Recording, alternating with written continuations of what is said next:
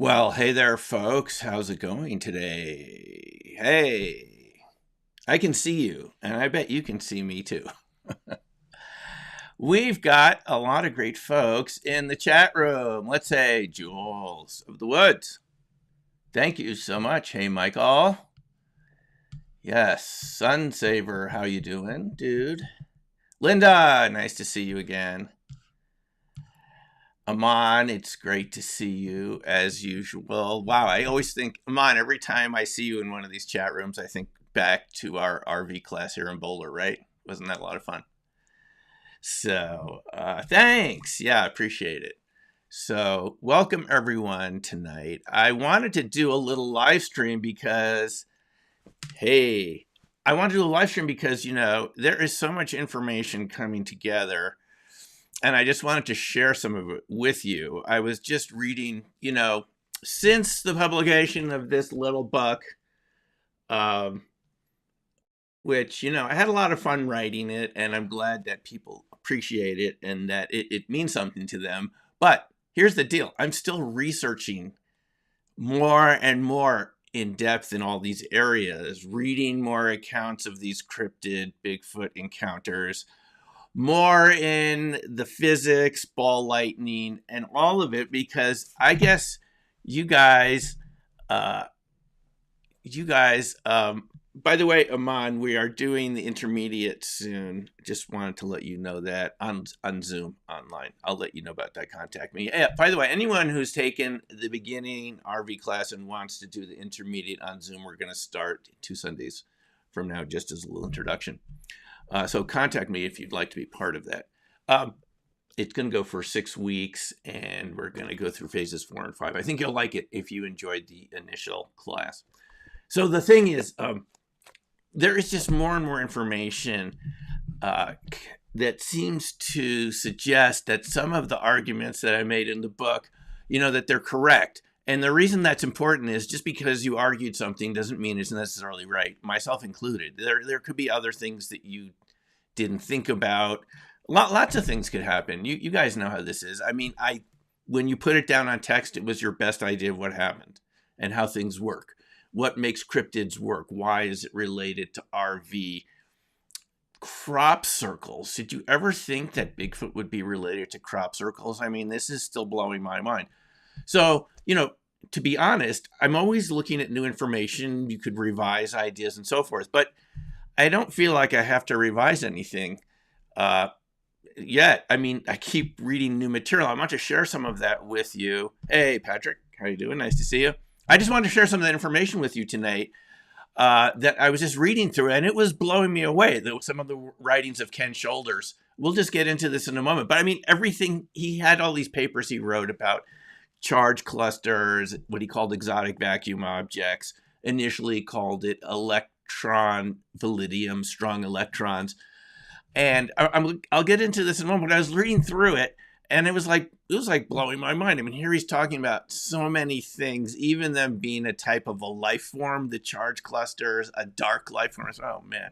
And I had read this paper before, but I'd forgotten I read it. So I just thought we'd do this little, I would show this to you and bring you up to date about what's going on, just to show you that, this is all really lining up into a sort of a new paradigm. And really what it suggests to me, and you can all have your own interpretation of this, and you're welcome to share it in the chat. But, I don't think we're seeing all of reality when we look around us every day. And I think this is what we're going to get from looking at the Ken Shoulders papers tonight. I'm not going to read too much of this, but I want to show you some of the highlights that show you that, these are all sort of the same topics, the phenomena in the area of what we call paranormal. And it looks like engineers and physicists, I mean, a lot of folks since Tesla, and as we know, even before Tesla, Nikola Tesla, not the car company, the original car company, which was Tesla, he created apparently the first electric car. I think it was it in Rochester? Or it was Buffalo. He had an electric car. We don't have photos of it, but it is said to have existed. And anyway, people have been talking about a lot of this for a long time. You all have been talking about it. We've been talking about it together. And it just seems to me what this all suggests is that we're all used to a certain type of reality where things are, the constants are the way we know them, and that's what looks like ordinary reality to us. But if you change some of those constants, as I'm about to show you in a moment, you end up with dark matter, life forms, other types of life forms, things that you can't see, things that go faster than light, things that warp space-time. I mean, this is all going to come out of this paper I'm about to show you from Ken Shoulders. I think this is one of Ken Shoulders' unpublished papers, and Ken Shoulders was someone who invented microelectronics. He developed the masking that allowed microelectronic circuits to be soldered together and to work at a small scale. He actually worked for the NSA way back, as far as I can see reading about him, way back in the 60s and 70s at SRI. Yes, that same SRI where Hal Puthoff was, Russell Targ, that started doing research, as far as we know, on remote viewing in the 70s. Officially, the remote viewing program starts in 72. But here's the thing. According to what I'm reading here, I could be wrong about this. SRI did a lot of other things besides remote viewing, obviously. But one of them was doing classified research for the U.S. government, specifically for the National Security Agency. And Ken Shoulders was one of those people. And it was in the context of working on these microelectronic masking techniques that he discovered charge clusters, the way that electrons and particles can cluster together and form their own type of coherent matter and become what Ken Shoulders suggested was a type of a life form. That's my reading of Ken Shoulders. You could interpret it differently. And so it's amazing to read this now, because this is what I argued in Dark Matter Monsters. And I knew about Ken Shoulders from watching Bob Grenier, Martin Fleischmann Memorial Project. Bob has these excellent videos, so many of them going. I started watching them about 2 years ago, it seems, explaining where cold fusion comes from, low energy nuclear reaction, Tesla, Winston Bostic in the 50s, all the researchers in between, Ken Shoulders, John Hutchinson, who had those fractured metal samples. The Canadian researcher, John Hutchinson, is still active. You can find him on YouTube. I mean, what was going on beneath the surface? What's capable of melting metal at room temperatures without burning it, without heat, and creating all these other phenomena? Now, you and I got to know cold fusion from this idea that it could create a large amount of energy, excess heat, and so forth. And that's how I got interested in it. I got interested in these topics through that website, ECAT World, Frank Ackland's site, which was actually designed to promote information about Andrea Rossi's ECAT, which has always been this very controversial device. Does it create, unlimited or huge amounts of electricity and so forth? And I got curious in this about 12 years ago. And that's how I got onto the MFMP. Now, the interesting thing that I learned from the MFMP, and hold that question, Jules. We're going to talk about this in a second. That's what we're going to talk about right now, because that's really the issue. But what I learned is that there's just so much more to it than does it generate excess heat. I mean, what is going on there? It's not just, it doesn't turn out to be neutrons fusing at room temperature. It's more of these charge clusters that Ken Shoulders knew about. And, Takeaki Matsumoto in this book that the MFMP published recently about cold fusion being a type of an electronuclear collapse, where the whole atomic structure collapses, transmutes matter, like black holes, like neutron stars. Essentially, that cold fusion, what we call cold fusion, is actually a micro type of black hole. It's just so tiny, it doesn't absorb the world. It's not like the CERN particle accelerator. It's not going to suck in the whole world into a black hole. I mean, it's just temporarily there, then it's gone. But it generates a lot of particles, too, in the meantime. And that's what this cold fusion turns out to B is some sort of collapse at a subatomic level that Matsumoto was able to discover, from his research with really empirical experimental research. He has pictures of these microscopic black holes in here, which will really blow your mind. This is what we're talking about. And so Fleischmann and Pons didn't turn out to be wrong. It just didn't turn out to be a neutron reaction. It turned out to be a reaction involving lots of different particles, neutrinos, and so forth. And the new name that it has now, kind of things have new names, like UFOs have become UAP. I don't know if it's a good thing or not. I have to tell you, folks, hundreds of years ago, natural philosophers, now known as scientists, did not like referring to stuff as phenomenon or phenomena. They thought that was a step backward from identifying what you were talking about. It was a way of making things more vague, and it was a way more going in the direction of philosophy than in science. So calling it phenomena, UAP, to me is not necessarily a step forward. I like UFOs are just fine with me. In any case, it's now called Leonard low energy nuclear reaction, and it seems to be a type of clustering. And this is what Matsumoto found. He called it an itonic cluster. Ken Shoulders had different names for it. Eventually called it, as you folks know it, exotic vacuum objects, EVOs. Same sort of thing. People have had different ideas about it. Many Russian researchers have been looking into this over the years. I have read this particular book, another publication of the MFMP, translated by Bob Greenyer. This is really fascinating because, a lot of us are interested in the effect of the cosmos on us personally, right? What is the effect of these energies out there? We know they exist because in RV, there's something called sidereal time. Your RV ability, there's a variation depending on where the Earth is related to the Milky Way. How about that one? Well, this is what Parkhomov argues in this book, the English translation, Space, Earth, Human, that there are these relic neutrinos. These relic neutrinos they're tiny, but they're bigger than solar neutrinos. They're slow, and they interact with cells and matter and molecules. And the most important thing is that they help reactions happen. They help Leonard reactions happen. And this is how Parkhomov seems to have been able to have his Leonard reactor go for 225 days, generating excess heat. Now, here's the thing. Our friends at Google, who are the parent company of YouTube, which is broadcast goes through, they attempted to reproduce Parkhomov's 225-day reactor recently, we're told. Right? Some of you know about this who were in the audience. And they couldn't do it, but they wouldn't share any of their data, as they usually don't. So we don't know what they did wrong.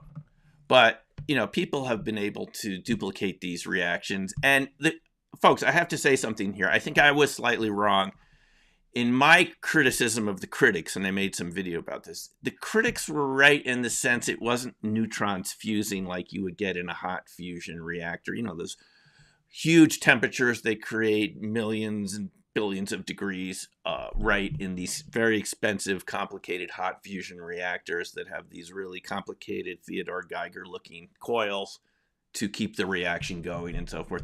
It isn't actually, the cold version is not the same thing, but it's another type of clustering, a really strong type of clustering that overcomes the tendency of electrons to want to repel each other, the so-called Coulombic barrier.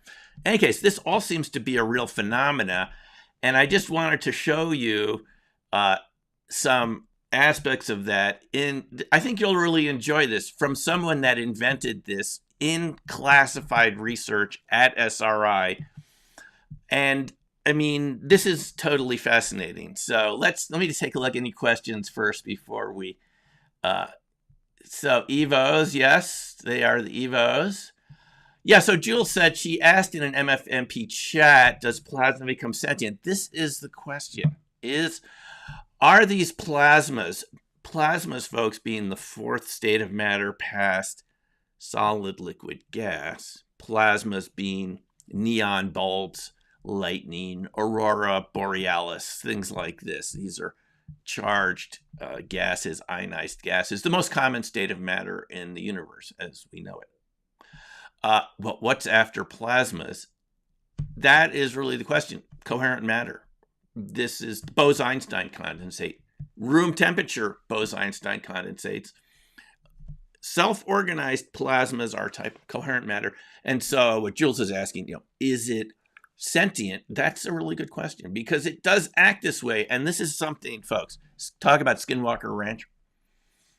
This is going to cause a lot of debate, but a lot of folks, am I wrong about this, assume there's entities at Skinwalker Ranch or the Marley Ranch or many of these other places that in Hunt for the Skinwalker, the original book by Keller and Knapp, and then the more recent one, Skinwalker's The Pentagon, which I was a little late to come across, but, by James Lukatsky and Knapp and Keller. And, it recounts all these strange cases and them seeing strange things in the orbs and the animal mutilations and so forth. The thing about it is, coherent matter can seem like it's sentient and it can follow you around. If you look at the accounts of ball lightning, which I've read many of, and they're online, I'm happy to send you the links for them.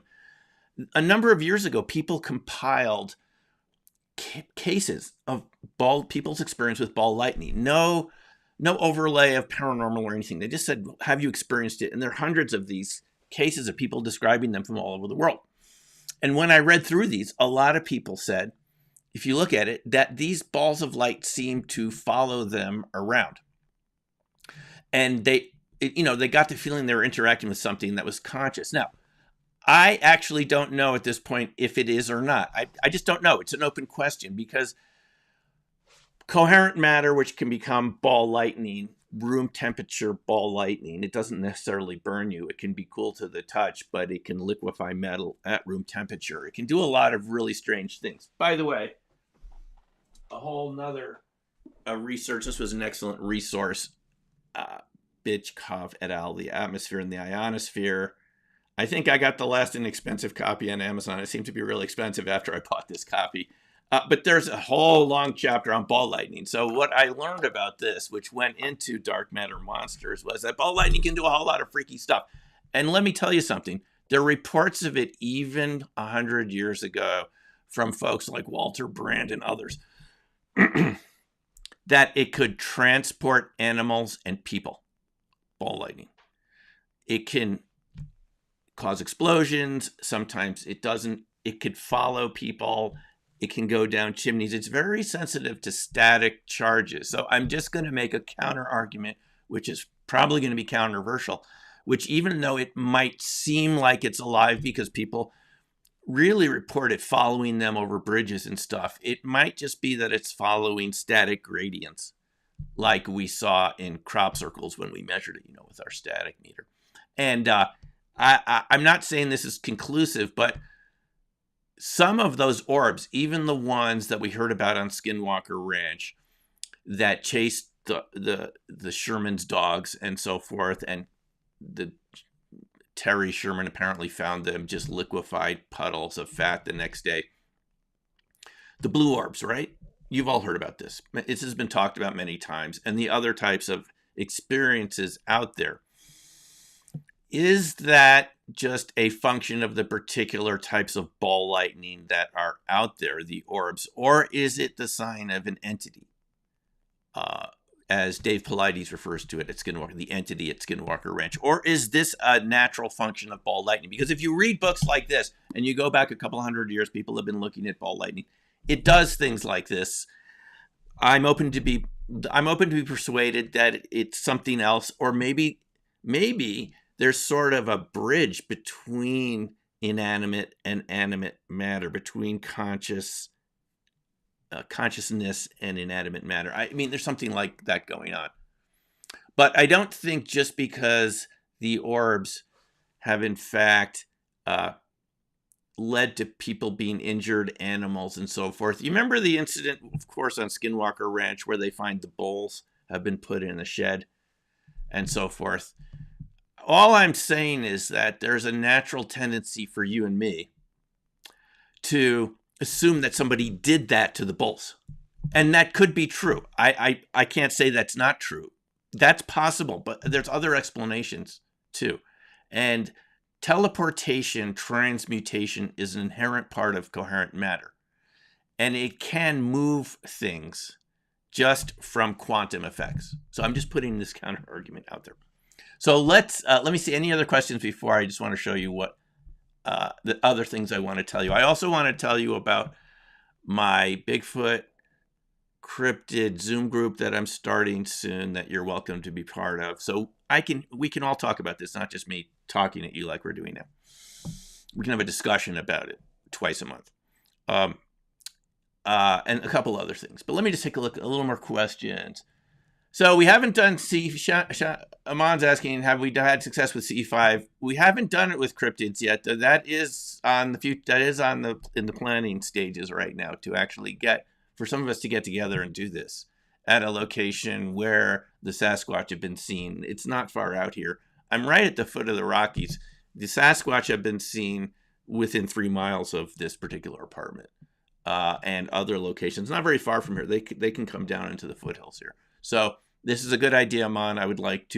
This is definitely what I'd like to try, is use RV, as some of you in the chat room right now know, who've learned it from me or other people. And then to do sort of the Steve Greer remote vectoring, right? To perhaps signal to them to meet at a particular location, and maybe, we would actually have some sort of contact. I mean, I think it would be good to have some contact, deliberate contact. That's just my point of view. Look, people are traumatized by some of these encounters. You all know about this. You listen to Spaced Out Radio, other channels, podcasts. I mean, this can be really traumatic, and this is certainly not something that we're going to be trying to encourage. At the same time, it would be interesting if we can actually start to meet these species and find out more who they are, where are they from, what are their motivations being here with us on Earth.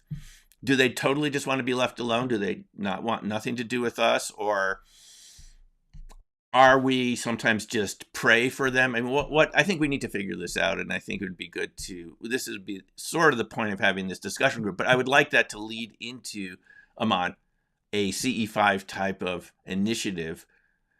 People do it. I've done it with Steve Greer with UFOs. I've seen them come in. It's quite astounding that actually happens. It happened up in Wyoming, not far from us, after the Rocky Mountain UFO conference. I mean, there were about 80 of us out there, and something really came over. And no one's going to convince me in 2002 that this was a drone or anything. This was a really odd, strange object that really lit up, and it was right during the CE5 that we had done. So, I saw that happen, and I think we could do this with cryptids also. Look, you've all heard about these reports of cryptids projecting telepathic thoughts, projecting their thoughts into your mind. I don't know if any of you have experienced this, but I mean, people say it sounds like a mechanical voice, like some people think it's your brain interpreting their telempathic resonance. It's not the way their voice sounds. I don't know. It can sound computerized. It can sound muddy. But, I mean, this is what people say they experience sometimes through walls in their homes, on trails. You just have to read the literature and you'll see. Telepathic and telempathic, Bob. Telempathic meaning it's sort of telepathic would be projecting my mind into your mind, or me reading your mind, right, folks? But telempathic would be like being empathic, like we're at the same frequency, resonance-wise. And that would suggest not that we're reading each other's minds, but we're at a similar frequency, like tuning forks, so that the information is spontaneously being exchanged. It's another variation of the telepathic idea. So yeah, Patrick, it's like mind speak, but because we're on the same channel, we're just naturally communicating like we all are now. We're on the same frequency. We're on the same YouTube channel. So we're communicating. This isn't telepathy, right? When I'm seeing your questions, it's a type of resonance. And I think that's what we're dealing with the Sasquatch, Bigfoot, and other types of cryptids. I mean, really, I think it'd be good to get over some of the fear factor with this to the extent that we can, if we can understand a little more about what's going on with this. Rapport, yeah. I'm more in favor of developing this. There are people that do develop this rapport with their local cryptids. It's not all shocking and hostile like these encounters we hear on these podcasts. People develop them into reliable neighbors. And you can read Sally Cook's book, Bigfoot is Everywhere in Idaho. She's about 5 or 6 with that sort of variation of the title. Sally Cook. Sally or Becky Cook. I'll find it in a moment. Bigfoot is Everywhere in Idaho. Bigfoot is still not. And some of these people just describe them as being like locals that they got used to having around. They kind of liked having them around. And so there's just all these variations. It's such a complex topic, folks, isn't it? I mean, even a couple of years ago, I wasn't really aware of this, and it's because it's a hidden event. People don't tend to talk about it. If people have Sasquatch friends in the forest, they don't talk about it to the rest of us. I think you can pretty much be assured they're going to talk about it to researchers like Carter Bouchard and others who are good researchers who go out there and get to know people, and they trust him. They'll talk about it to people like him, but my experience is that people don't necessarily talk about their encounters because it can feel special, or it can be, honestly, it can be kind of terrifying too, if you don't know what's going on.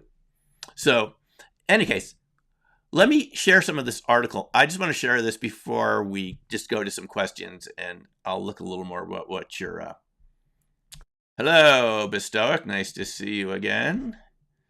Yes. And let me look one more question, then I'm going to show you this article. I think this is going to blow you away. And this is why I was so motivated when I started reading this over the past couple of days. I said, I have to share this with you guys. This is too much. Yeah, flowers communicating. Cleve Baxter with the bacteria. I remember going to the IRVA conferences, Bob, and Cleve Baxter was there. He showed us the printout of how bacteria would react when you were around at flowers and things like that. So, yeah, I think there's evidence for this type of resonance between living things. And so the question is, folks, and I don't have the answer, what sort of resonance are we having with Bigfoot Sasquatch? How many species are out there? I know we don't want to oversimplify this, right? I don't want to oversimplify it. There's a lot of species out there, and they're all different. And some of them don't really seem to want to have anything to do with us. And some of them seem a little more open to interacting with us. And I'm sure if we go back a couple 100,000 years, we're related. We're cousins in some way. I'm sure we're on their family tree. It's not like they're hybrid human. We might be a hybrid version of them. Okay. You hear this idea that they're a hybrid human, and that's a lot closer than thinking they're an escaped gorilla. Okay. This is not your ordinary mammal from the zoo.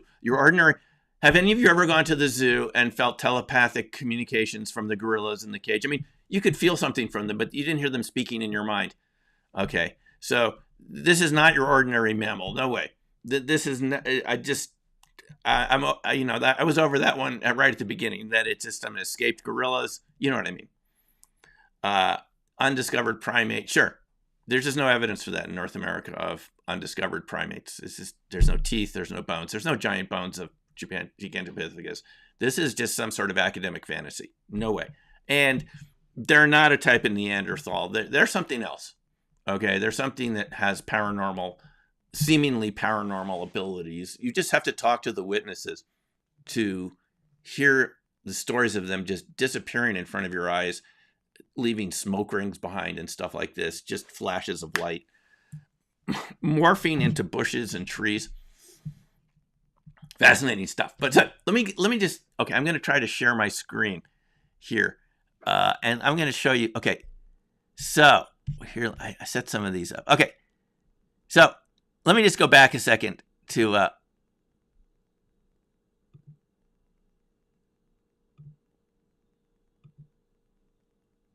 I've got to unlock my screen here. Okay. Right, so this was Hal Puthoff giving us a lecture about the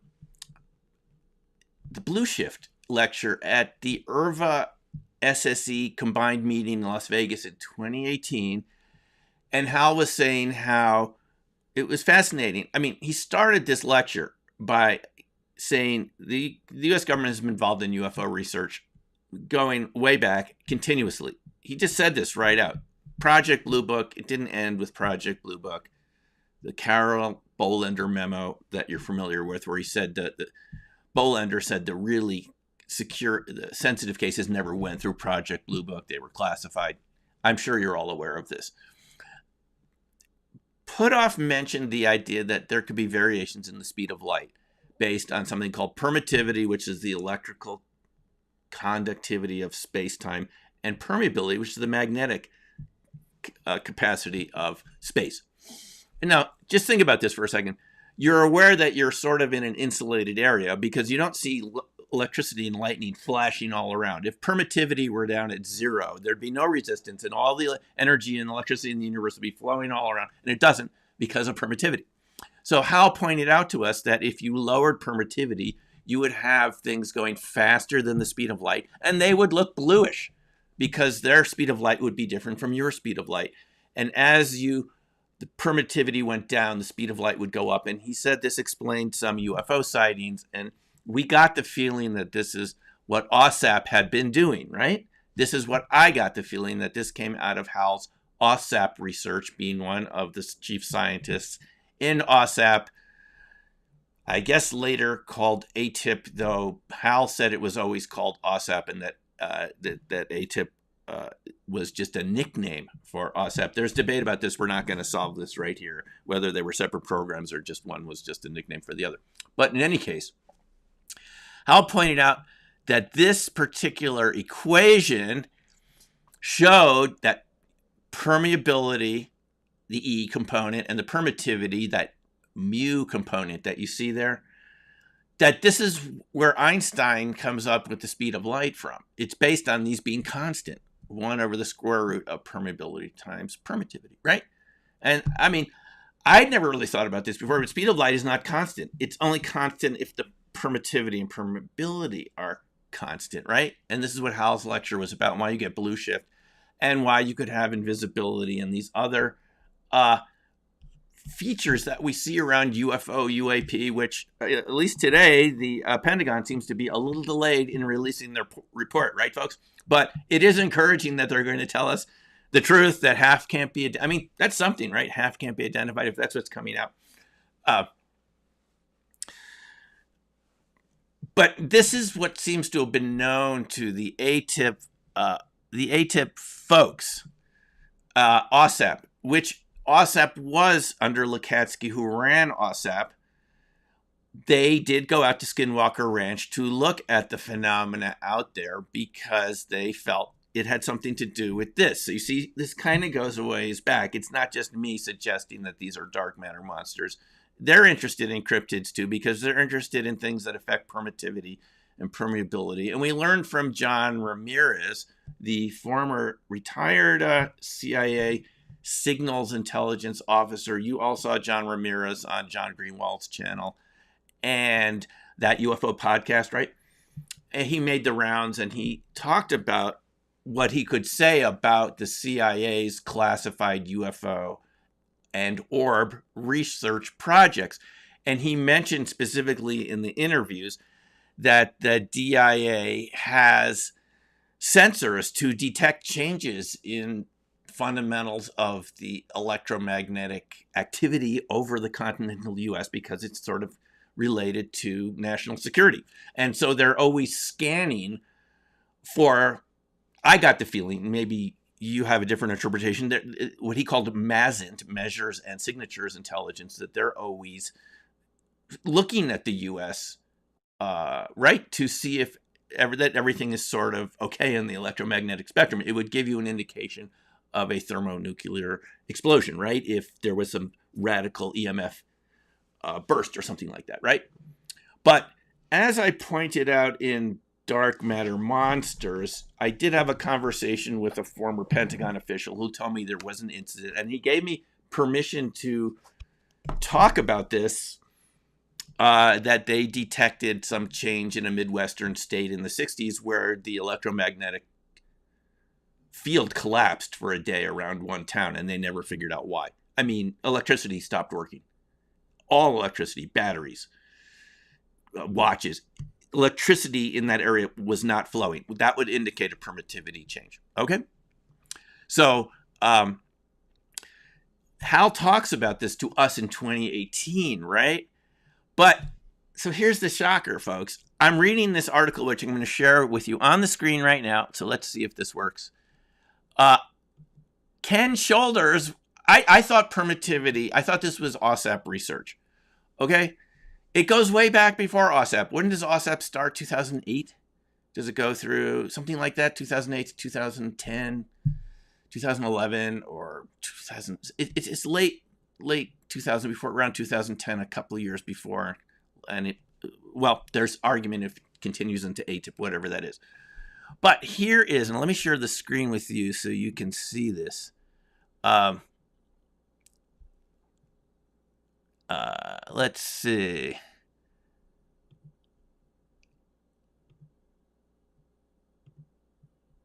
Let me see. Is it sharing? Wait a minute. Oh, sorry. There we go. Yes. You can see this now. This is Permittivity Transitions by Ken Shoulders. And I'm not going to lecture you on this. I just want to show you some cool stuff in here because this is exactly what Dark Matter Monsters was all about. This is what Hal Puthoff was talking about in 2018, but I was really shocked to find out that Ken had been working on it for decades. This idea of permittivity changes, changing space-time, changing speed of light, creating alternative complex organisms. Let me see if I can make this a little bigger on your screen. I'm going to stretch this so it's bigger for you. Is that a little better? Okay. I'm just going to scroll down to your bottom. Oh, it's really small. Okay. Jeez, how do I make it bigger? Let me just see if there's a width.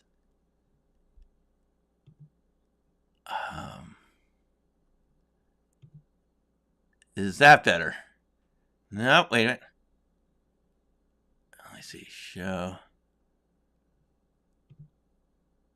Did that help? Okay. I'll read it to you. Let me just read it to you, folks. And this is called Permittivity Transitions. I put a link in this YouTube description to the Rex research write-up about Ken Shoulders so you can understand a little more about what he was doing. But he discovers some really interesting stuff. He works with Hal Puthoff. They actually have someone that funds them. I don't know why it all came apart. I have no information about that. And Ken died in, this is something you should be aware of. He died in 2013 of cancer. It seems to be from all these types of experiments. As we've learned from Bob Greenyer, if you push your Lenner experiments too hard, they can generate ionizing radiation. You don't want to push them really hard. You want to keep them in a very kind of gentle state so they don't make ionizing radiation or heavy radioactive elements past lead. Okay? And it seems that he's sort of paid the price for being involved in cold fusion Lenner research. That's my understanding. So, okay, Brooke, I'm going to talk you through it. And I don't want to do this forever. I just want to show you the basics because this is pretty cool. So it basically says here in the abstract that there's not just regular ordinary EVOs. Back then they were called electron validium, but the EVs. There's black EVs too, which are virtually undetectable using sensitive methods. He's going to show us here why they're undetectable because they've changed the permittivity of the space that they're in, and they're in a cocoon.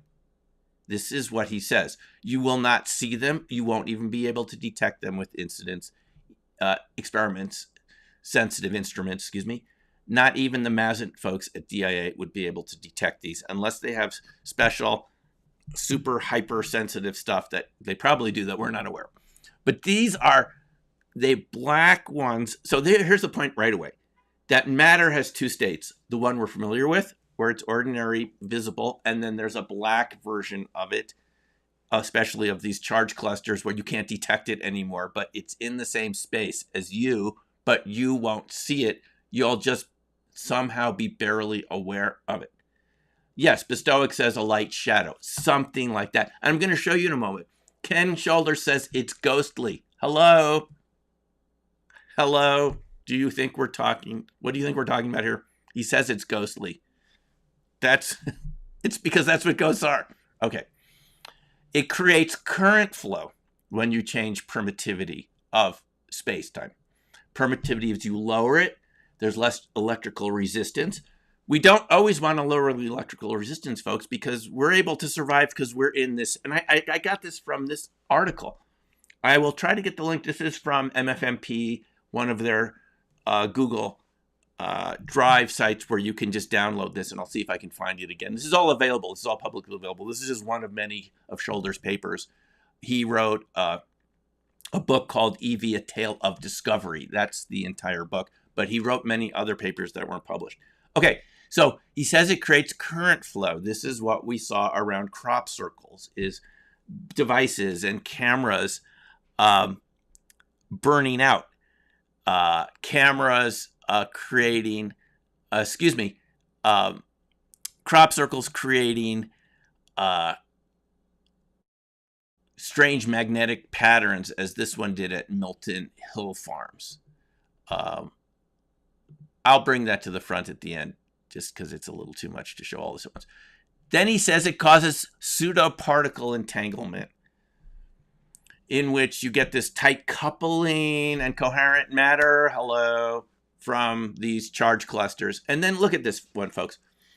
Complex organisms are composed entirely of EV structures that are self-formed without mechanical or chemical methods. He's calling them organisms. So there you go, Jules.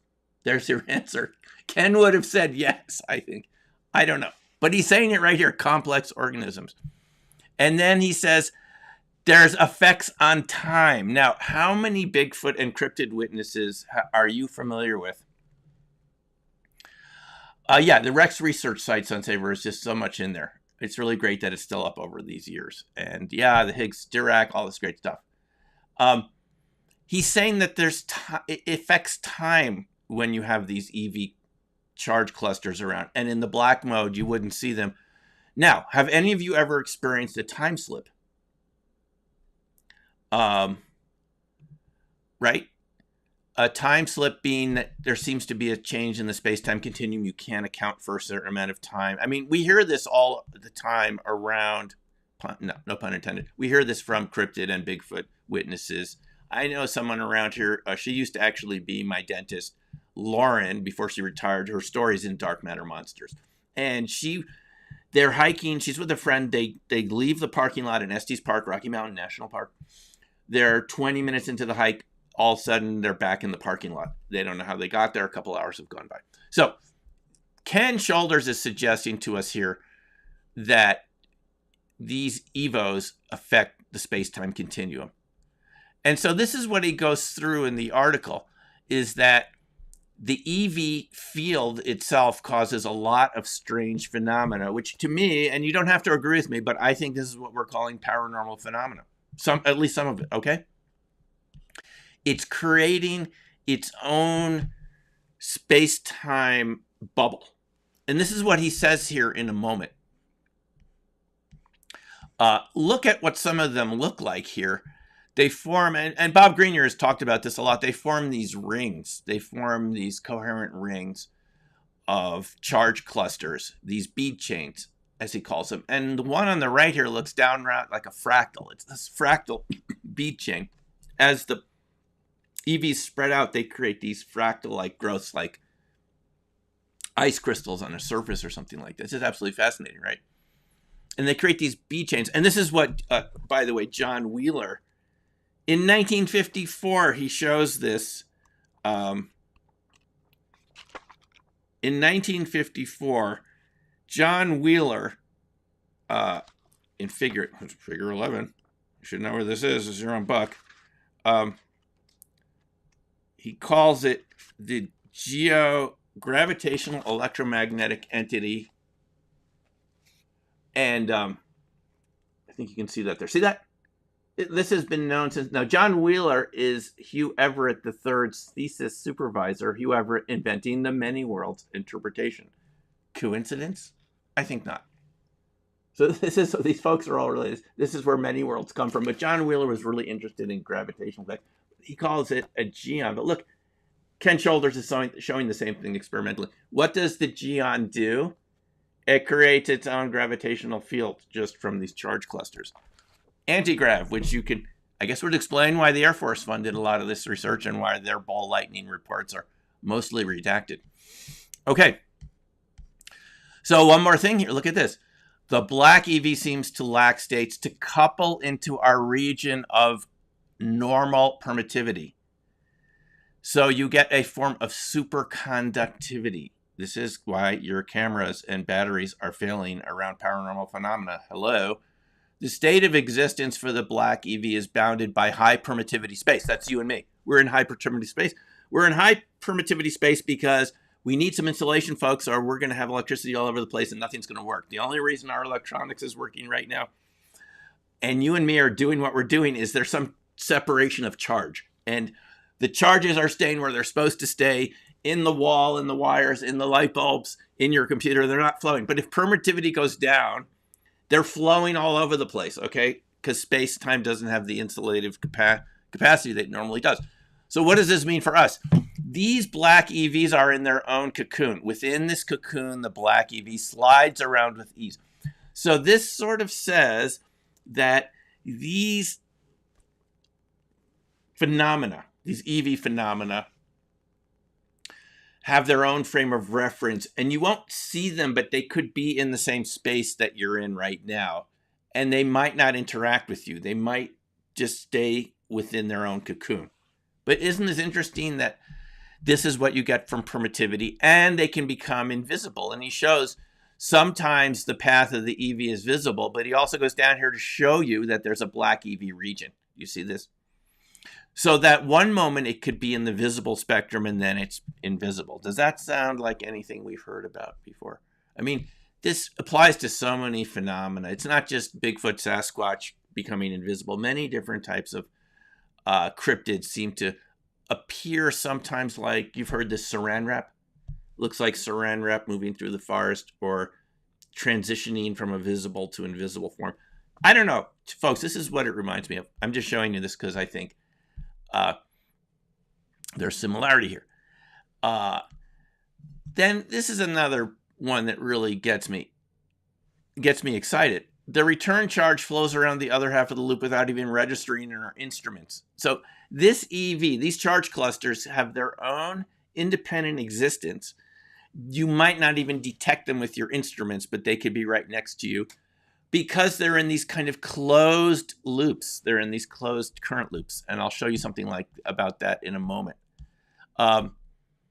Here's what they look like when they start decomposing. They just sort of unravel in a vacuum. They start coming apart. They're in this spiral form. When they strike other objects, they can leave these pitted structures, which Bob Greenyer always talks about quite a bit. Okay. One of the things not mentioned is the likelihood of form. Listen to this, folks. You're going to like this. What triggers it, Patrick, is compression. Some sort of compression where the charge, and once that compression reaches a critical point, you get a chain reaction of clustering. It just keeps clustering and clustering.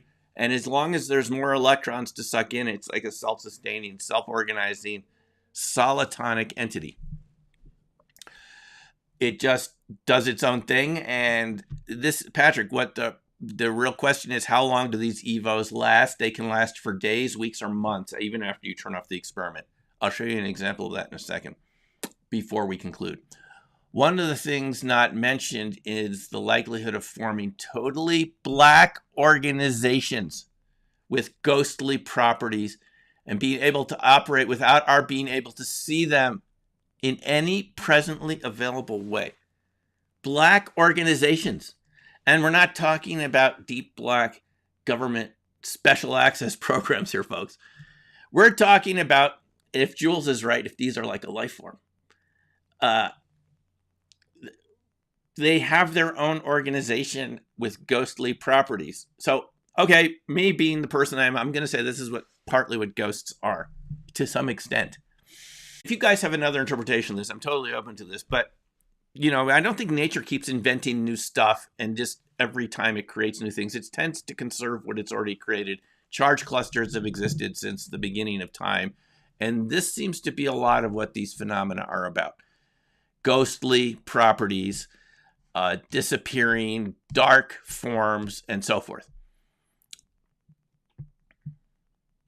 And again, he goes through here, time modification. So is this how the ETs do it? Is this what Hal was telling us back in 2018? The writer assumes the reader understands that the basic tenet here is as you reduce permittivity, you locally increase the velocity of light and you increase the flow of time. And in this case, it's true that the region occupied by the EV is one of low permittivity, then you expect the other constants to follow. So the reason I think this is important is how many times have we all heard on so many of the podcasts and YouTube interviews, all this fascinating stuff that we're all exposed to every day. It's really a great time to be around to hear all of this, that there's a time slip, that people have missing time, that we hear this in UFO cases. We hear it around cryptids. We hear it in different sites, portal areas, and so forth. I'm arguing here that this has to do with permittivity. If you think it's something different, I'm open to that. But in an absence of any other good explanation, I think we have to say that these are regions of lower permittivity, sped up time, and how your brain interprets that. Well, this seems to be the good question, right? But it seems to be based on another type of resonance. Sun saver, yes, another type of frequency. And maybe your conscious mind just checks out for a little while. It can't deal with it. What do you think? Yes. Thank you, Brooke. The crickets stop chirping. Do you think crickets are afraid of Bigfoot? I don't think so. I can understand why squirrels and things that the Bigfoot could get would not want to be noticed by the creatures. We know that they eat pretty much anything they can find when they're in our reality. But crickets are really good at staying hidden. You've been around them. You can't tell where they're coming from. They're ventriloquists. They can detect this change in permittivity. And even this paper that you might have seen the MFMP mention recently, this PhD thesis, Raybould from the UK mentions that fruit flies have these fractal toroidal shapes in their brain for detecting magnetic fields. Brooke, so this is why the crickets stop chirping when Sasquatch, that sudden quiet. You folks, any of you might have another interpretation of this, but you've all heard this from witnesses that there's this sudden quiet, a disturbing quiet before Sasquatch shows up, Bigfoot, or other cryptids. Could be Dogman, Thunderbirds, whatever. But you have this sort of, not every case, but you often have this warning and people feel compelled to leave the area. It just grows and grows. I think this is a permittivity change. It could be something else, but I think this is what it has to do with. I'm on permittivity is the conductance of space itself, not air, space-time.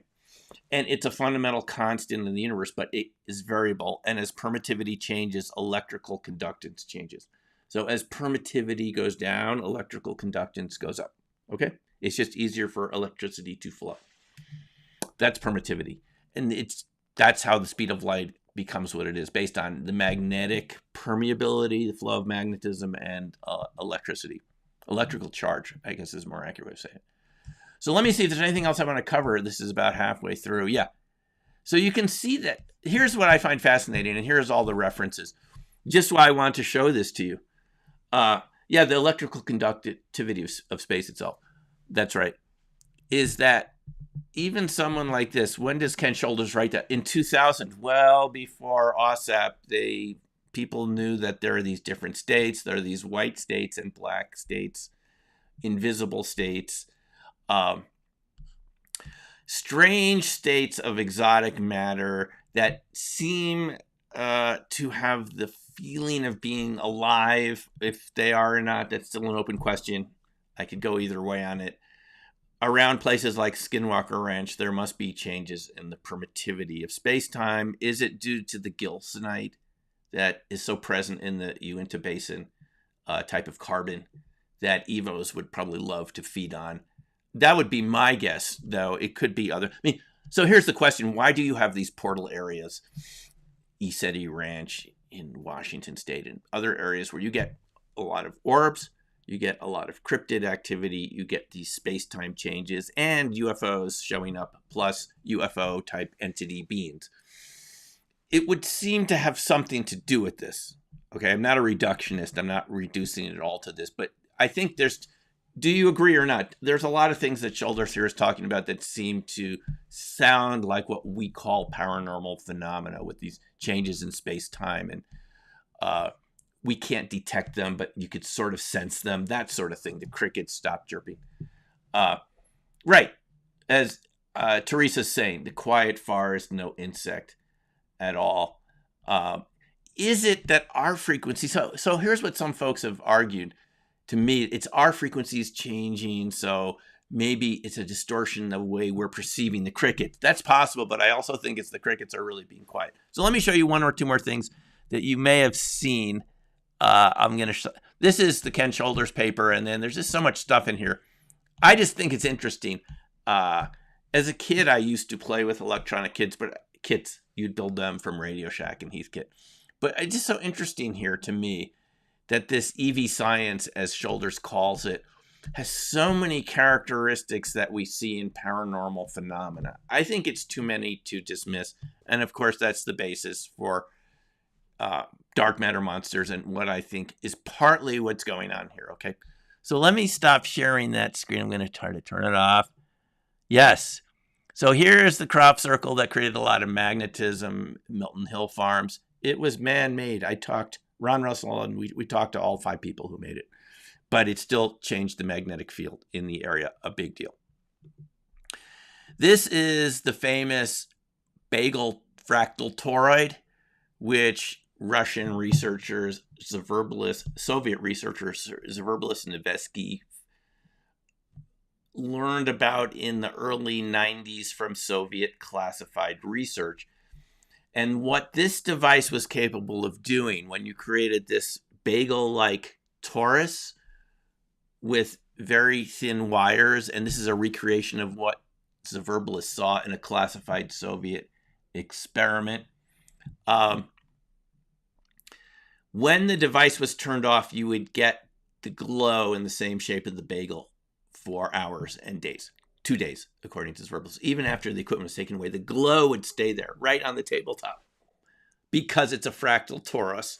And they identified the Koch snowflake, the fractal Koch snowflake, which you're familiar with, the triangles and more triangles on the edge of the Koch snowflake, as being the only shape in nature that can completely fill space-time all the way down to the quantum vacuum. In other words, it's a type of closed electromagnetic structure, not like what we're seeing around us, where the energy is radiating all over the place and flowing down wires in the circuits of your computer. Closed pointing vectors, closed electromagnetic loops, which go down and down and down all the way to the quantum vacuum. It sounds to me a lot like Shoulders' black EVs. In other words, there's a type of compression going on, and it just creates another state of matter that taps into the quantum vacuum directly. So, thanks, Bestoic. Appreciate it. The question is, someone asked, is Bigfoot... Oh, Teresa, am I saying dark matter monsters and shadow people? Well, I'm saying there's a definite relationship here. I don't think I have enough evidence to say exactly what shadow people are, but I think that it just seems to me that there's too many overlaps here, too much parallels between what Shoulders is saying and the phenomena that we're familiar with to just discount it. I'm saying there's an overlap here and that there is some relationship to it, and that what we call these cryptids are in fact tapping into these fractal toroids. They're tapping into these quantum vacuum energies. And the reason I call it dark matter is because we know these relic neutrinos, these cosmological background radiation from the Big Bang, the time of the Big Bang, that Alexander Parkhomov and many other researchers now have been able to show affects our biology. These neutrinos are streaming in all the time and promote these low energy nuclear reactions. So they're tapping into these sources of energy that we're a little more, I don't think we're as adept at tapping into. And that's why what I would say was the relationship between shadow people and dark matter. monsters. So, um, let me see if there's anything else. I think that's what I really wanted to show you. One more thing. I do have a petition on change.org just to get federal recognition for Bigfoot. You can go to change.org/protectbigfoot. I think the last I checked, there were 38 signatures. You could be the 39th. That would be really exciting. Just to get some, folks, I just want to get some process going here where we recognize that these dark matter entities exist. Just because they can become invisible doesn't mean they don't have rights like we do. They don't exist. They exist in it's both. They exist in our state of matter sometimes, but they have a resonance that can change that allows them to shift to these other states of matter. And that seems to me related to what Ken Shoulders is talking about here. I think that's the simplest way to look at it. So go ahead and sign that petition. I'm happy to have you in our group that starts soon. If you'd like to talk about this, not just me talking to you, as a group, if you've had an experience and you want to share that, we already have some people in the group who are experiencers. It's open to experiencers and just people who are curious. And you can go to my blog, newcrystalmind.com, to learn more about this Zoom group that will meet twice a month. I'm happy to have, if you're on the call if you're on the live stream right now, happy to have you in it, or if you're watching later, we can all talk about this and share information. And the reason why this is important, and then I'll get back to some of these questions here before we end for tonight. If you saw that documentary, A Flash of Beauty, Bigfoot Revealed, it's an excellent newish documentary from earlier this year from folks from Portland, Oregon. And it has beautiful photography and great witness accounts. Fair disclosure, I'm in the sequel. They enjoyed some of my ideas, and we filmed last July for the sequel, which comes out, as far as I know, Memorial Day 2023. A Flash of Beauty, the Paranormal Bigfoot. But the first one, they have these psychologists at the end of the documentary saying, psychiatrists and psychologists, not only do people have PTSD from these encounters, I mean, even these researchers from DIA, you read Skinwalkers at the Pentagon, and if you haven't, some of those researchers were so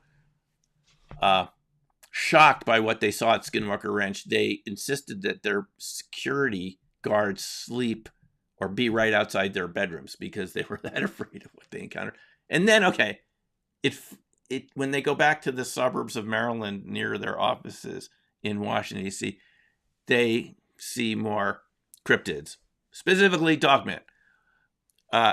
Is it following them home, or has, like what Shoulders is suggesting here a little bit, you're around life forms with a different primitivity than we are in ordinary space-time, and it's affecting you in some way so that you're more sensitive to other types of primitivity, or your primitivity has changed a little bit. What do you think?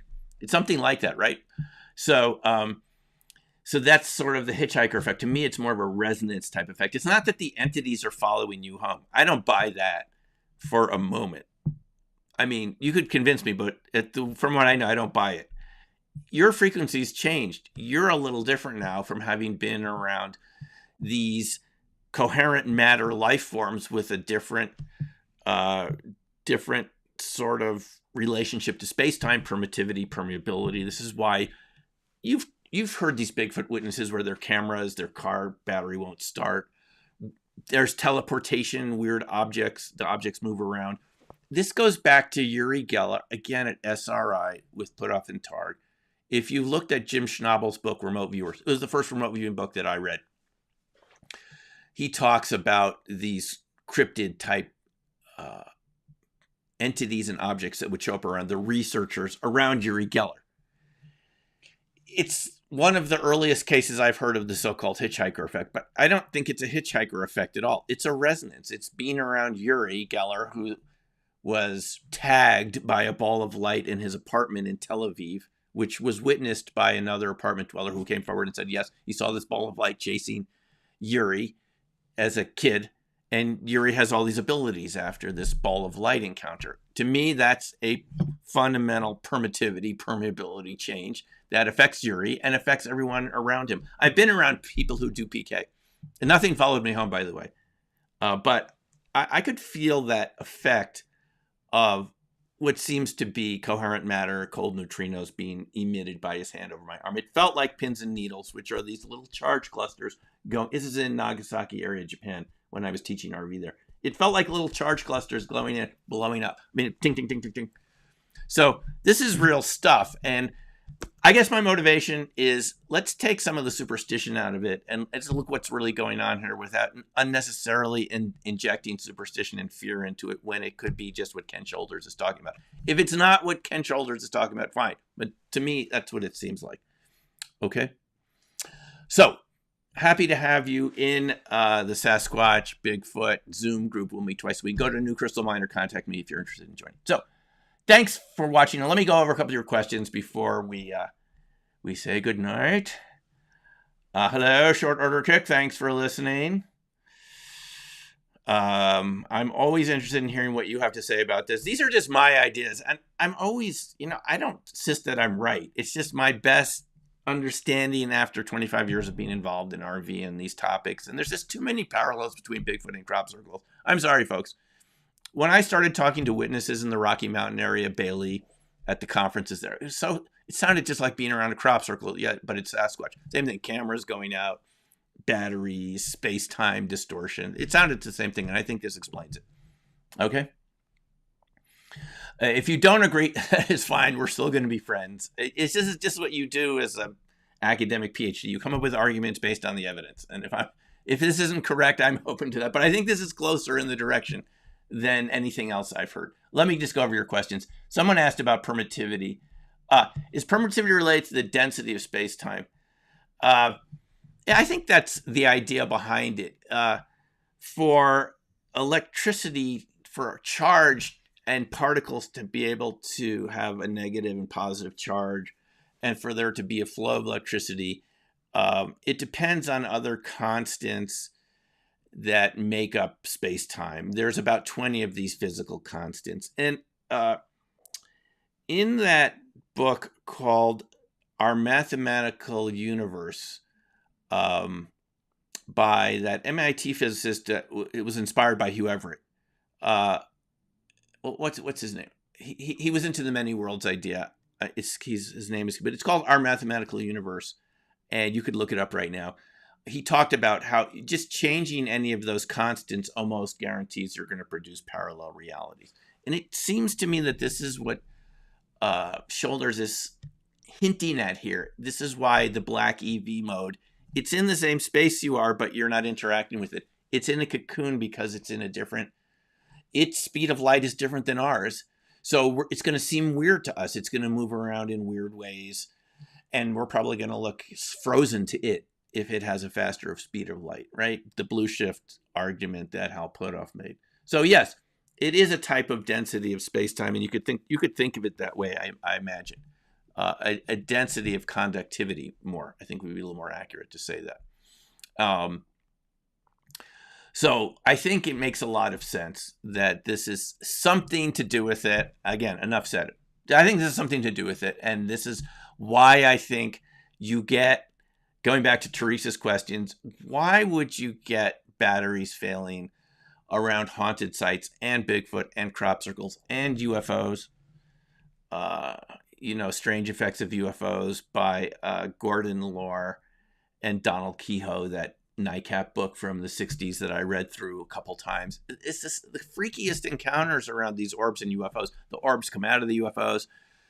The animals get scared. There's car radio hisses, then the car dies. In fact, even in Black Swan Ghosts, I have a witness, Joy French, who I unfortunately don't know what happened to her. She was in her 90s and she moved to the Seattle area, and I haven't been able to find out what happened to her since. But she gave me a story where they're going up Mount Adams or Mount Rainier, one of the mountains out there, and a bright light comes over the car, and the car radio goes out, and the car goes out.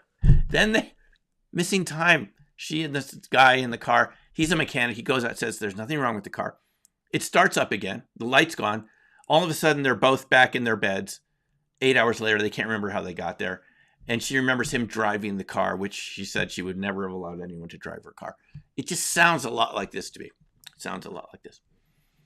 So Jim says we might be... Oh, Sunsever says cryptids should be protected. Yeah, so please sign the petition at change.org. Protect Bigfoot. I just think this should be... You know, Lou Elizondo and Chris Mellon have argued for a national discussion about UFOs, if they're ET occupants and so forth, an adult discussion. I think we all agree it's time. I was at the citizen hearing in 2013 at the National Press Club. A lot of great witnesses, organized by Steve Bassett, Paradigm Research Group. It was a great event to be at. It was free because it was just at the National Press Club. You could just walk in and attend every day. A mock hearing because they couldn't get any sitting senators or congresspeople to attend because of the same thing that Harry Reid was told by his staff. Oh, this could affect your political reputation or some nonsense like this. So they had retired senators and congressmen who they had to pay. This is why they paid them, because they couldn't get the sitting ones to attend. But in any case, just like we need to have a national discussion about what these UFOs and UAPs and where they're from, USOs. Maybe you heard David Noble White Crow's my interview with him again a couple days ago. You know, that was really like a deathbed confession, because I had talked to him the week before he had called me. He had come back, serious diabetic incident where he could have passed away. He went into a coma in the hospital, and he told me he might not have come back. So for him to come and tell us that the Navy's had interest in these subjects since he was in the Navy in the early 60s. I mean, the officers told him this. They had different names for these objects, fireflies, aerial phenomena. They were interested in it back then. So to hear something like this New York Times article that we read a couple days ago, where Julian Barnes is saying it's unidentified foreign drones and airborne trash, it's just an insult. You're ignoring decades of history. You're not having the Navy deploy these very sensitive sensors on subs, like Dave told us. He was on one of these subs where they deployed these sound sensors. They're picking up signals they can't identify. They're not Soviet subs. They don't know what these are. It's just consistent with all the evidence. The object that went over his ship, the USS Finch, and then he talks to the Master Chief Diver that went down that saw this huge multi-storied object underwater, had a panic attack. Okay, just like we need to have a discussion about that, we need to have an adult national discussion about cryptids, Bigfoot. Who are these entities? What are people encountering? And I just feel like recognizing them legally that they exist is a good start. Okay. So thanks. Let's take a look. Any more questions before we go? Oh, thanks, Randy. Yeah. It's just a conversation, it's just to get the conversation going. But I mean, I think having someone like Shoulders and Takeaki Matsumoto, okay, let me say something about Alexander Parkhomov. He doesn't just write this book, Space, Earth, Human. He's not just one of the top Soviet scientists in aeronautics in the Soviet and aeronautics research programs. He knows about relative neutrinos because he's a nuclear physicist, and he built his own relative neutrino telescope from Soviet equipment, in the early 90s. He has a picture of this telescope he built from ex-Soviet. The reason these neutrinos exist is because there's too much variation, not in day and night from something from the sun, time of year, in beta decay, plant growth. It shouldn't be happening if it's steady, but it's not steady. There's something coming in from the cosmos. So Alexander Parkhomov was part of the Soviet remote viewing program. I had not heard his name, and I've read Ed May's book, ESP Wars, East and West. Ed May, one of the people that ran SRI after Targan Puthoff left. Ed May says that he was the longest running director of the remote viewing program in years. In the number of years he ran it from the 80s till 95 when the program was canceled. So I never heard about Alex, but he was in the Soviet remote viewing program, and he talks about testing Soviet psychics and PK experts in the latter chapters of this book. I couldn't believe it. It really blew me away. He knew all about remote viewing and PK, and he has pictures of himself with these well-known psychics that I didn't know about, but were known about in the Soviet Union. I guess our remote viewing program knew about them. uh, just really interesting folks like our remote viewing folks. They had them in the Soviet. So he knew about this and many other strange sort of what we would call, I guess, paranormal types of phenomena. And here he writes a book, Space Earth Human, about the effect of relic neutrinos on all of this, suggesting that these phenomena, including RV and PK, are related to cosmological energies from these relic neutrinos. By the way, there's about 10 million interacting with you every second. There's a lot of them. They're slow, but they cluster. They're affected by gravitational objects. And they interact with us. They're not like the solar neutrinos, which are tiny, which just go right through us fast. These are slow. Their wavelength is big enough. They interact with us.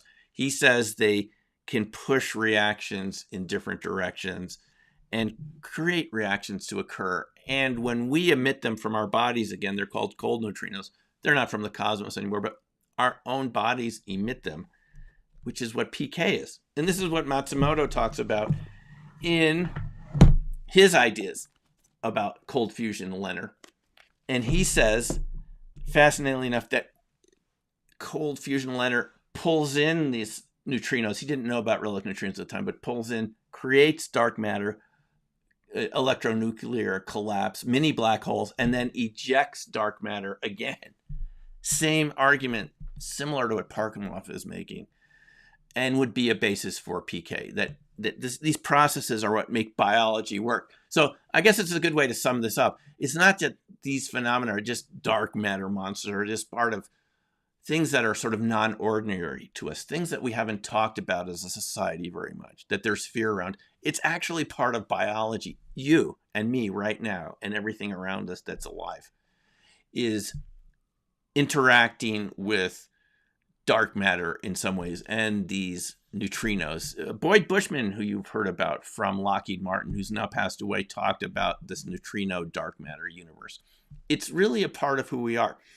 And we just don't know very much about it, so it's remained out of our scientific discussion for the most part. And we're very happy, aren't we, to talk about black holes being out there, right? Dark matter being out there. But let's say it's here. Let's say it's within us, and it's just something we don't know very much about. So when it shows up in life forms that we don't understand very well, they're cryptids, they're kind of scary, they're a little strange. And I have to admit, some of these encounters do seem to move in that direction. But it may be just part of what reality is that we're outnumbered with things that we can see by dark matter, which is 10 dark matter particles for every one. Relic neutrinos are just a tiny component of that, but dark matter outnumbers us 10 to 1. So it could be that these life forms, if you just took that as a ballpark figure, outnumber us 10 to 1, even on Earth. And we're just encountering some of the time for reasons we're not tuned into their frequencies. Why they pop in and out is really a good question. And folks, we could talk about this for a long time, but anyway, it's great stuff. These are just some ideas about it. And I'm always interested to hear about what you have to say. So let me just answer a couple more questions before we go. It's been an hour and 20 minutes. Thanks very much. Amazing stream. Thank you, Lee. It still be on YouTube. You can share it.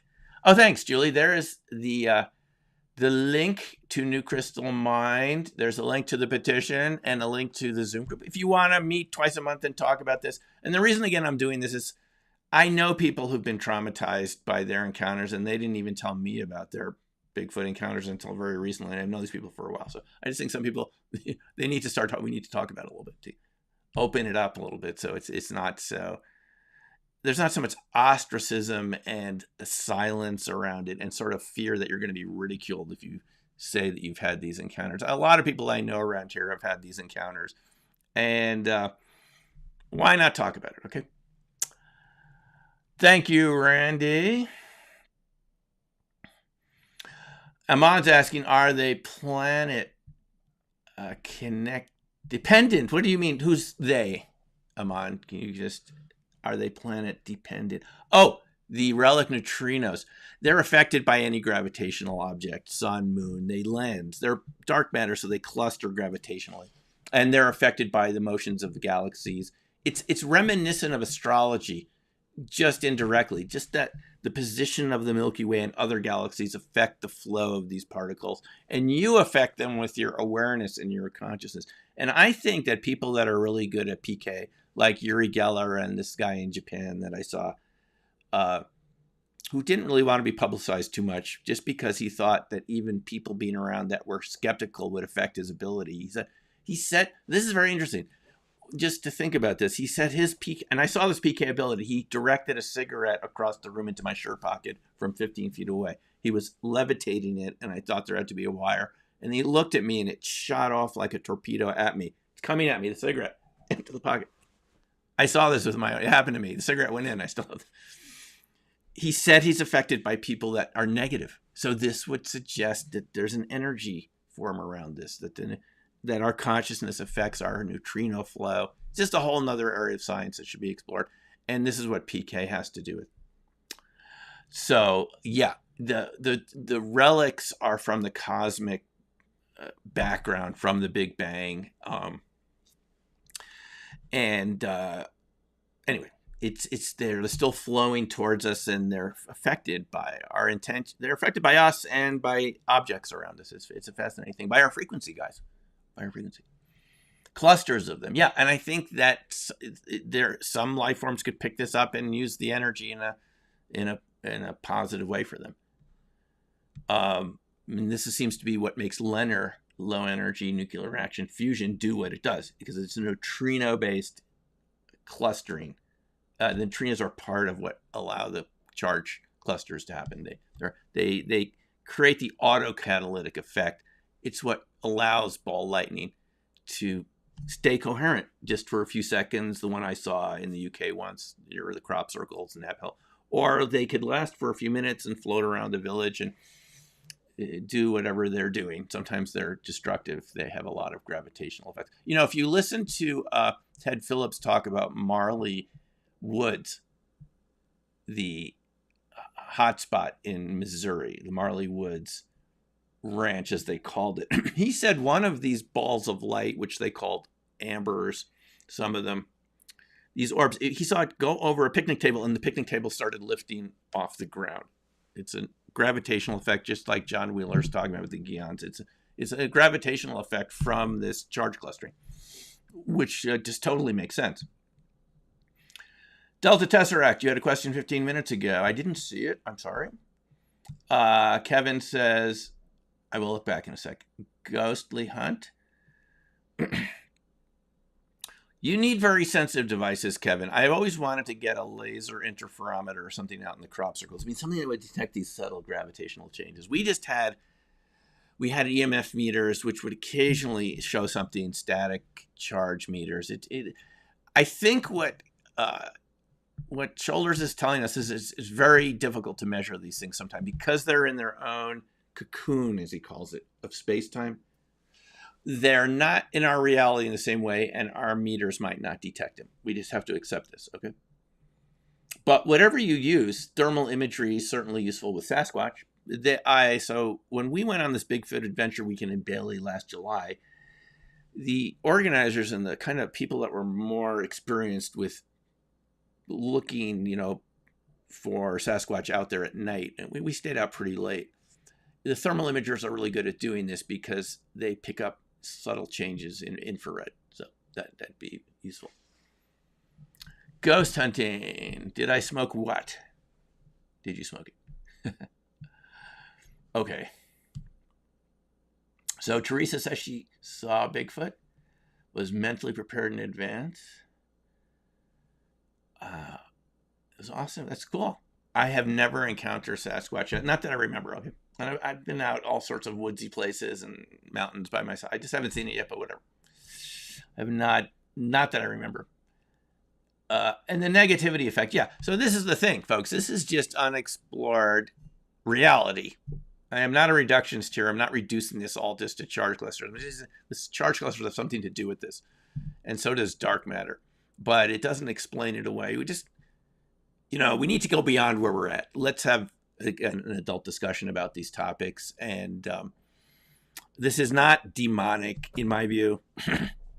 It's not even paranormal. This is, Luis Elizondo, what does he say? Paranormal, normal, para is next to normal. Um, I don't know what the best device is at a range. Our devices don't do it.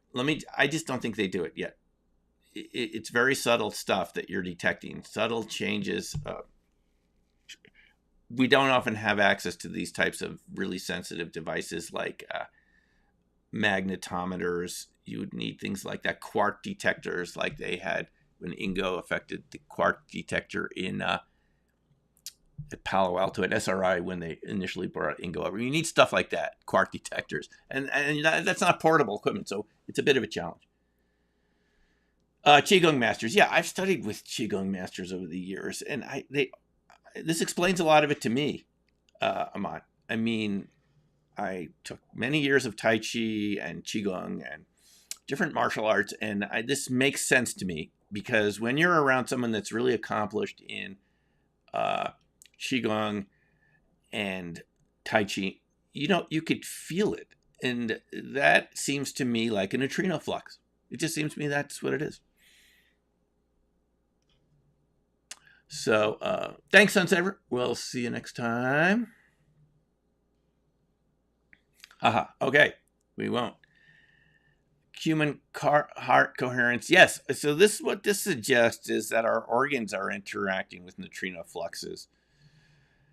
That we should be paying attention to our energy fields and our own frequency. I mean, I think it does suggest that because we are interacting with it, and that's why certain people can do PK really well, is they've just tuned themselves to that resonance to interact. I think it's a neutrino flux. If you think it's something else, I think what we call chi is a neutrino flux, either relic or cold neutrinos when we emit them. Cold because they're relatively slow. That's why they're called cold. They're not these ultra fast ones like solar neutrinos. So, the heart math stuff. Folks, I think this sort of research gives a lot of credence to a lot of things that you and I have heard about over the years, heart math, and so many other places that did this type of research. But I couldn't make sense of it. It didn't make sense to me until I understood Ken Shoulder's work, Matsumoto, and Parkhomov. It all started to make sense to me. And then when you added the cryptids in, you just ended up with dark matter monsters. I'm sorry. Just a shadow type of life. I mean, when you have Ken Shoulders here telling us it's a shadow type of complex organism, to me that sounds like Bigfoot. Maybe it's something else, but that's what it sounds like to me. And these other cryptids. There's many different types, and some of them are not as common as Sasquatch, but you do your reading, you'll see people encounter them. And this is why they seem to be able to move through doors. There are cases, folks, of people reporting Sasquatch reaching through walls. And they can leave physical marks on you when they're touching you, and right through the wall. Dark matter, hello. Okay. Oh, I don't know, Kevin. The soul is made of neutrinos. That's a really good question. That's going a little beyond where we're at here. I think I've just sort of taken it as far as we can at the level of the encounters people are having. The soul seems to be something that's a little more. Even beyond that, it's to kind of another frequency, another harmonic or octave, even beyond what we're talking about. I think that's a discussion for another day. Ahmad, the neutrino flux is just from the cosmic background radiation. According to the standard model of physics, there have to be these fluxes from the beginning of the Big Bang. They have to be there, and this is what people like Parkhomov detected, this neutrino flux of small particles, but about 1 micrometer or something like this. The wavelength is about a sixth of I think it's about a sixth of an inch or something. I mean, it's the wavelength is big enough to interact with our matter, and you can read about it in the Parkhomov book or in Dark Matter Monsters, more about these relic neutrinos, but they're just ancient particles from the beginning of time. Thank you, guys. Yeah, it's not an audiobook yet, but we'll get there at some point. I just finished the hardcover, the shortcover version. I was really impressed, though, folks. So here's the thing: all of us on this this live stream right now. I mean, we're interested in these various topics, but this has been at the top of electromagnetism in the Amazon category for like 4 months, like right at the top, which is amazing, right next to books about Maxwell's equations. So these people that are interested in ordinary physics are seeing this too. They're wondering, what is Bigfoot doing in there with Maxwell's equations? Because the fractal toroids and toruses and closed pointing, it's electromagnetism. It's just another aspect of it that we, well, it's been part of classified research for a long time. They're bigger than just quantum particles, Aman. Relic neutrinos are relatively large. They're slow. They're low energy, and they cluster into groups. So that's the thing about it, Aman. They're what we call mesoscopic. The quantum would be just the smallest scale, and solar neutrinos are even really super small. They just don't even hit anything. They're so small, they go right through us. 1 billion through your hand every second. They're not even hitting anything. They're that small. The relics are mesoscopic, not quite at our scale here, but big enough. They're sort of between quantum and macro. Thank you, Randy. Dark matter monsters. Oh, thanks, Jules, for putting it up. So, thanks, everyone. How about a song before we go? How about a song about dark matter monsters? And stay in touch. I hope to see you in the group.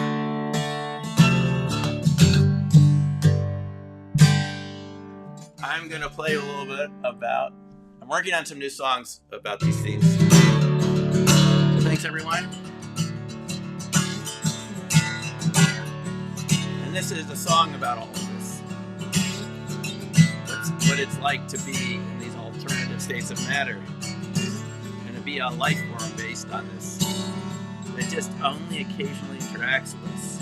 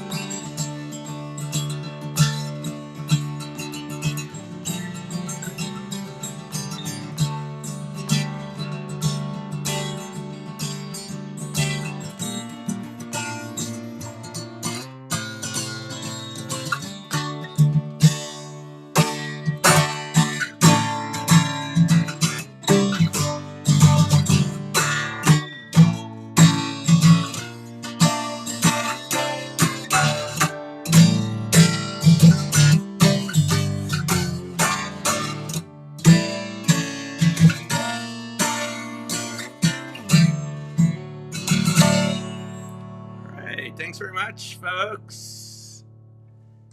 Stay in touch. Thanks for the questions. And we will talk to you soon. And we're going to go out with